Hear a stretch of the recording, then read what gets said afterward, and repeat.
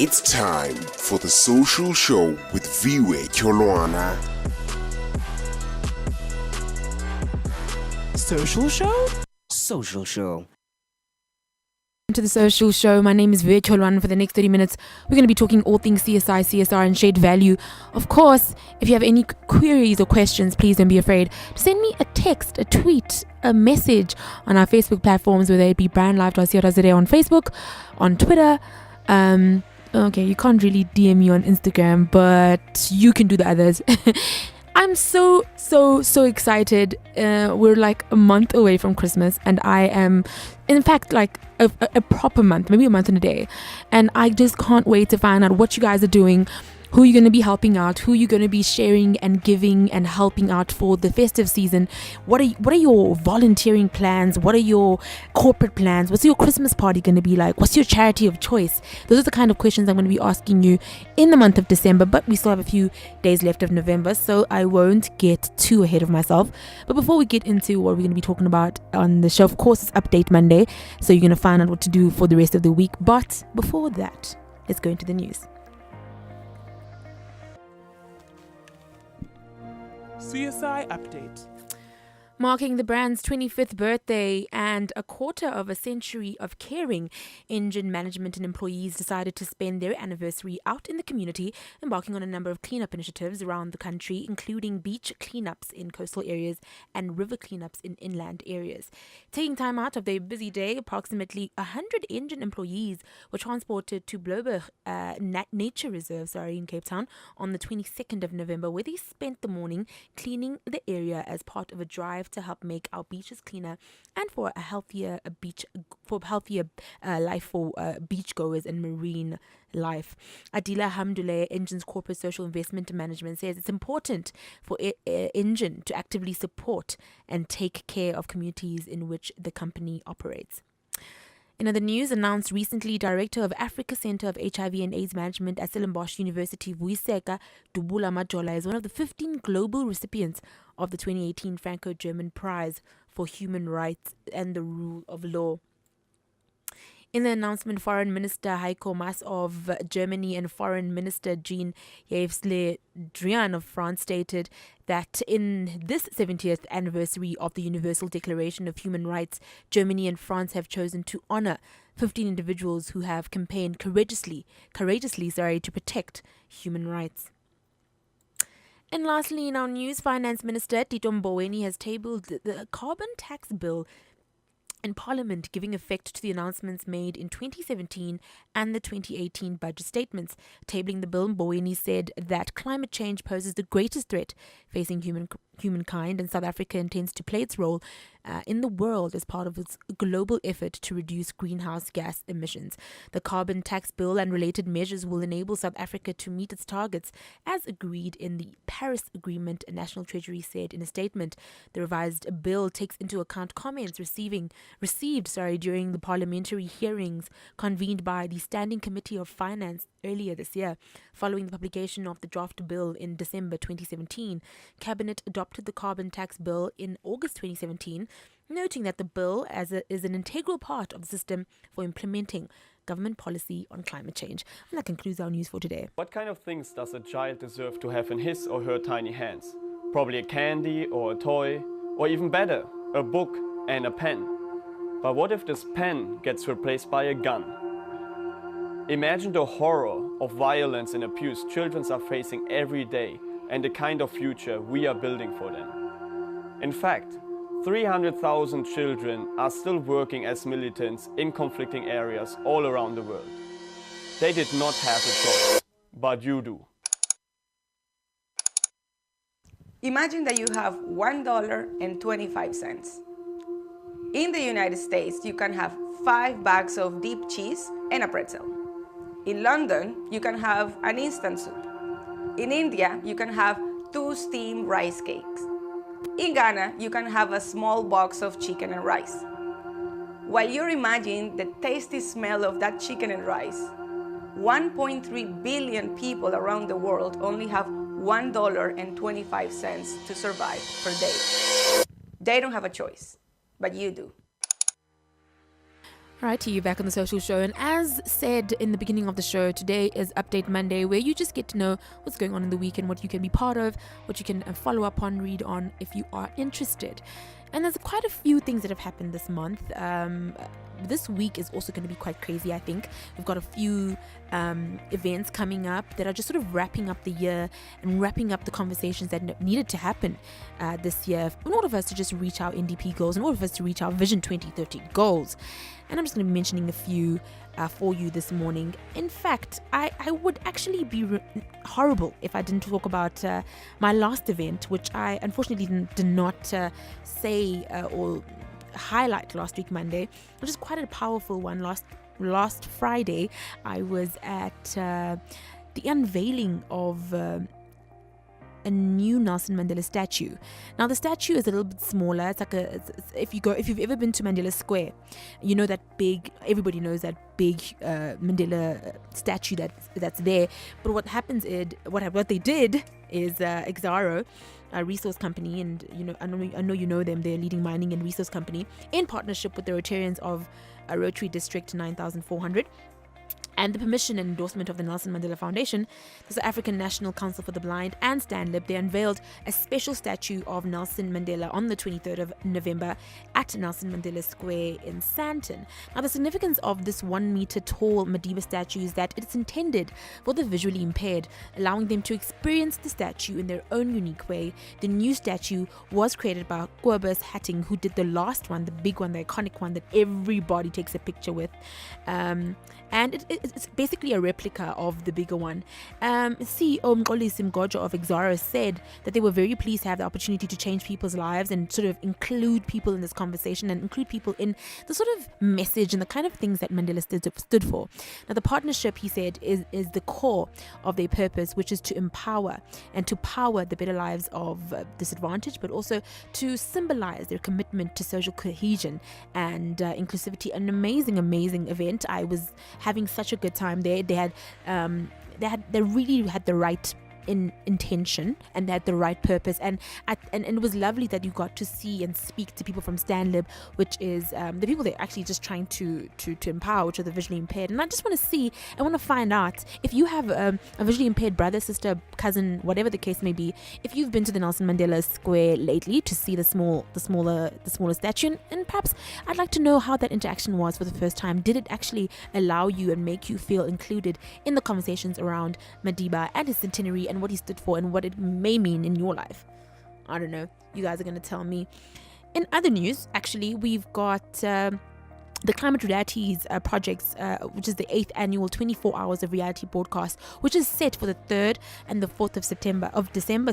This is from Sunday to Monday, and it will focus on climate and health, and as well as showcase South Africa, in fact sub-Saharan Africa and the Middle East and North Africa. Now, Climate Reality chairman and former US Vice President Al Gore will appear alongside some of the world's most recognized celebrities, elected officials and thought leaders to call attention to the climate crisis and how to solve it. And this year's broadcast, which is called 24 Hours of Reality, Protect Our Planet, Protect Ourselves, will explore the climate crisis, as I said, and how it's threatening human health worldwide. Now, if you want to watch, please make sure that you find out where it's going to be broadcast. I know it's going to be at 2 p.m.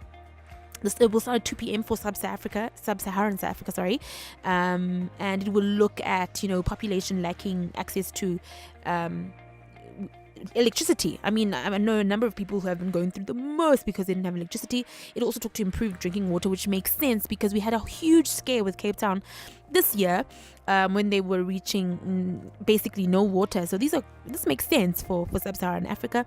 Many African nations are now also seeing health issues greatly influenced by climate change, and they'll sort of take a closer look at how solar companies are bringing electricity to people living off the grid. A lot of amazing initiatives. I've spoken to a few people on the show about the kind of initiatives that they have. I know Nigeria has a huge one that works with, I think, sunflower oil, and I'm not sure how, but it allows for an alternative way for people to get electricity. So I can't wait to watch that. So that's something you can look out for. It should start at 2 p.m. I'm not sure on which TV station, but I will definitely put it up on our social media so you can at least watch that.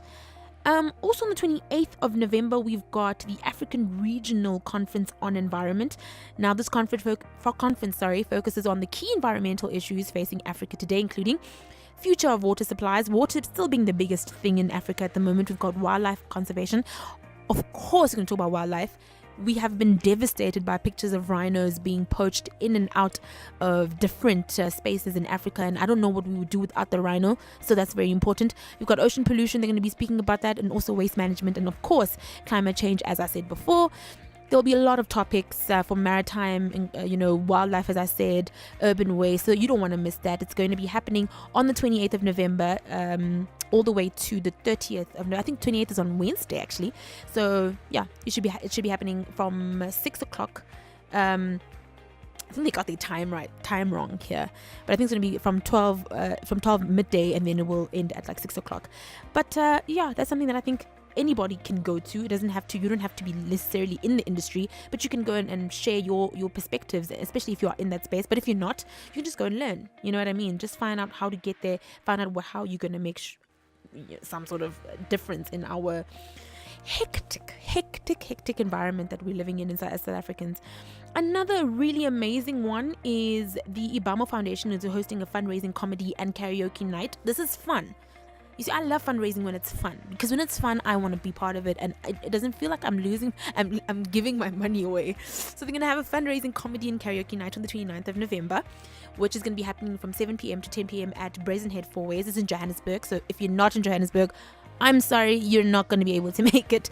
And it's going to be about having a bit of laugh, small bites, and a night really to donate to an important cause. And basically, the cause will be education. They're looking at getting all the money that is raised to sort of help the education of South Africa's youth. The organizers of the events are appealing to you to join the Ibamo Foundation in this partnership of education and making a donation to the foundation in the form of buying one of their sponsorship packages for the event. All the proceeds from the event will go towards the educational projects for the high schools in underprivileged areas that they support, which is Mokhoma High School in Soweto and Deep Sloot High School in Deep Sloot. I would also be remiss if I didn't speak a little bit about the World Toilet Day, which also happened last week, Monday. Obviously, we have a huge issue around sanitation in South Africa, and it's getting worse and worse, because we've found, and I don't even know how to feel whenever I find out that a child has died because of a pit toilet, or has drowned in a pit toilet. And I did speak a little bit more about it last week, but I have to remind you that if you still want to be part of changing or challenging the sanitation crisis that South Africa is going through at the moment, you can do so by following Anele Mdoda and giving some money into her crowdfunding platform, where she is trying to make one of the schools that is being supported by Domestos have like an amazing transformation of the toilets. And remember, when a school is really the pinnacle of any community, especially in underprivileged communities, the schools are where people get work, it's where children get education, it's where sports happen, that's where a lot of recreational stuff sort of happens. So if you are part of renovating any kind of toilet in a school area, in a clinic, in whatever spaces where a lot of people gather at one time, you're able to really affect a number of people in that space. And I think we all deserve a proper working toilet. We all deserve good sanitation, not smelly, not like being hit with flies in the face. And I mean, little kids are literally dying in these horribly designed toilets, which obviously come from the past we had. So if you have any even if it's 5 rand or 10 rand and you want to be part of the solution, please follow Anele Mdoda. I know that she's still going on with her campaign. I know she's going for 1.1 million. I have a prediction, and you can call me on it. I think she's gonna go over at least 2 million. She already had 700,000 on the day. 20, not even 24 hours. It was about 30 minutes. She made 700,000. I'm definitely sure that Corporate South Africa is going to come through and is going to make the very best that they can do the very best that they can to make sure that, the sanitation crisis is really dealt with in South Africa. Again, today we have Miss Daphne Mashile Nkosi, who's going to be honoring the memory of her daughter, Zaza Zakiti Nkosi, who succumbed a really interesting cancer in 2016. I can't really say the words, that's why I said interesting. I think it's called, let me try. No, I'm not going to try. It's called HLH. You can look it up. In honor of her memory, in honor of her life, this year they launched the Team Zaza Nkosi program on the day, which will focus and be in support of the pediatric ward at the Chris Hani Baragwana Children's Hematology and Oncology Unit. They've also found that it's really important to connect with younger patients who are going through it by discovering soulmates or give friends to them or angels. And I think it's an amazing initiative because, first of all, she's doing it in the memory of her daughter, who unfortunately did not survive the cancer. But I also think that because what's beautiful about this kind of thing is that people always feel people always extend themselves after this kind of death. They always want to do more for more people so they can save or help them out. And I think if anything can come out of tragedy, if something good like this can come out of tragedy, I think we at least are on the right track and our heads are in the right spaces. Because she could have just given up and been like, okay, I'm done with this. But I love the fact that she has this event which is going to really put the spotlight on really supporting and focusing on this specific unit to make sure that no young person has to go through something of the sort. And I think if you are in the area and if you would love to just find out what you can do, if you want to be an angel, if you want to help out, if you want to be a soulmate to some of the kids who are in the hospital at the moment at Chris Hani Baragwana, please make your way there. It's today, actually, starting at 10 o'clock, and I'm really, really excited, super excited about this initiative. I think it's real. I think it really just touches people, and I think it's easy for you to sort of get yourself involved. You don't have to do much. You don't have to reach too far into your pocket. You just have to be there. You just have to support somebody, some young person, and I think that's as much as you can do. So if you can go, I think that's one of the things that you can attend this month. I'm going to take a short break. I've given you enough to chew on. If you can't go anywhere, you can watch the 24-hour reality series on climate change. If you want to go somewhere and have a good time, you can go to a fundraising comedy and karaoke night with the Ibama Foundation on the 29th of November in 4 ways. If you want to become somebody's angel or you want to help out, you can go today at the Chris Hani's hospital and you can find out how you can get involved. There's so many things that you can do in this week, so I would be very, very disappointed if you didn't do at least one of those things, or at least let it spark something in you, right? Let it spark something in you. Maybe you can start something. Okay, we're gonna take a short break, and after this we'll be back with things to remember. What? What?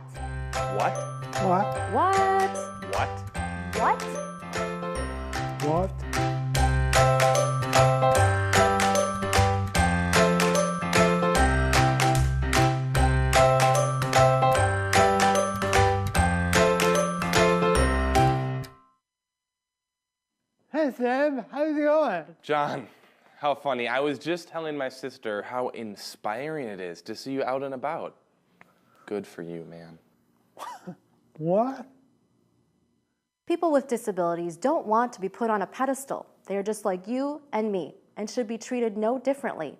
The disabled community is the third largest market segment in the United States, surpassing Hispanics, African Americans, and Asian Americans. But they are still searching for equality.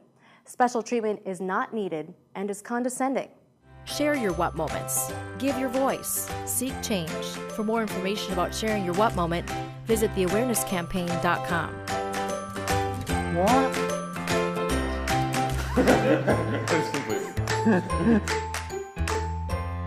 You want him to be more pissed? Yeah. All right. That was good.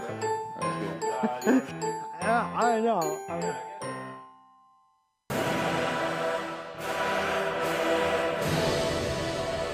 Cue's dramatic music, of course, is my favorite part of the show. Things to remember. If you didn't hear a word I said, can you at least remember what I'm about to tell you? the time has come for Global Citizen. For the Global Citizen concert that I've been speaking about the whole year. It's going to be happening this Sunday. I'm super, super excited. I've been rallying. I've been doing my good parts. I've been doing my good bits. So I deserve this concert. But yeah, it's just really, really exciting to know that we finally come to the moment that we all have been waiting for as South Africans. Not just Beyonce and Jay-Z coming to South Africa, but also our commitment and our understanding and our awakening to what it means to be a global citizen. Are you a global citizen? And it's a question I ask almost every time I speak about it, is that I think we need to really investigate what that word means as South Africans and how it works for us as Africans. Are we part of the problem or are we part of the solution? And what are we doing every single day to change that? And what do we know about our country? What do we know about our continent to make a difference? To be part of this global group that's really trying to make sure that we live better and we act better and we are supported and be supportive of all these atrocities happening in our continent and around the world. So I'm going to play a short something, and then we're going to come back and wrap up the show. The Global Citizen Festival is coming to Johannesburg, South Africa, bringing together musicians, world leaders, and global citizens to create positive change and eradicate extreme poverty. You can get free tickets, but you must earn your way in by taking action. Step 1. Visit Global Citizen or download the Global Citizen app and sign up to be a global citizen. Step 2. Learn about the world's biggest challenges and what you can do to help solve them. Step 3. Start taking action. You'll be asked to send tweets, sign petitions, make phone calls. Follow Global Citizen on Facebook and Twitter for more ways to take action. Each action you take earns you points and encourages businesses, non-profits, and politicians to do their part in solving some of the world's greatest challenges. Step 4. Get rewarded. Once you earn enough points, you will be entered into a draw. If you win, you will receive 2 tickets to the festival and have the satisfaction that you are helping change the world. But if you don't get a ticket the first time, don't worry. You can take action again for a chance to win free tickets. Visit Global Citizen or download the Global Citizen app now and earn points so you don't miss this one-of-a-kind event. Your part, then I will see you at the Global Citizen Festival this weekend. I will be front row and center, so you will not miss me. I'll probably have a big Beyonce t-shirt on, but I hope you signed your petitions. I hope people didn't just engage for the tickets. I really do hope that it got you aware and got you awakened, as I said, to what is going on in our country and how we can help. I hope you signed your petitions. I hope you made your calls. I hope you sent your emails, and I hope you really, really thought about what kind of impact this global citizenship or idea or ideology has on us as human beings and as us as contributors to the future we all want to have. That concludes my show for today. It's been lovely, and I hope you've learned something, and I hope you're going to go to some of the events that I sort of updated you on. If not, you can just find out more on our platform, www.social-tv.co.za. 1 or 2 of them will be covered on our platform, so if you aren't there, you can at least watch the people who were there, and that includes myself. It's been a great show. I'll be back again, same time, same place, only on The Social Show.